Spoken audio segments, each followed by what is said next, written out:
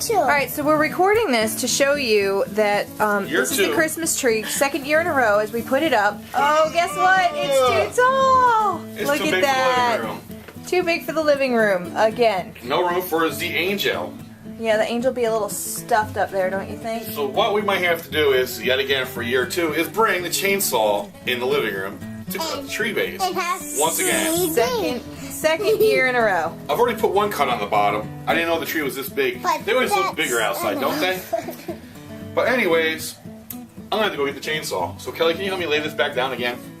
And then let's get the chainsaw. So, Hi folks. What we have here is the Home-Like 16-inch bar chainsaw. Not recommended to run inside the house, but seeing that it's easier to bring this inside than to drag this back outside, that's what we're gonna have to do. Now, it's really not recommended to run chainsaws in the house due to the fumes.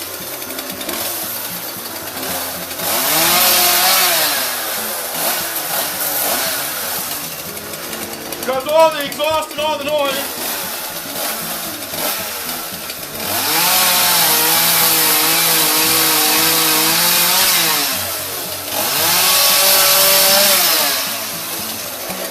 Makes kind of a mess.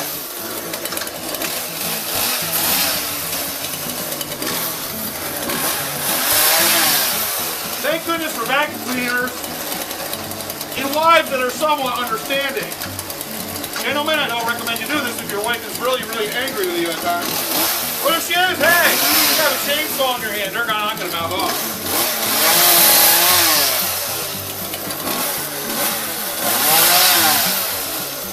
And folks, there we have how to take care of a tree problem inside your living room. Hope you have a good holiday. And for those so curious, it actually worked. We just have to cut the little tip off so we can get the angel on. Without hurting her bum, of course. Yeah, poor thing, every year. And there's the girl screwing in the base. Mama, really? Yes.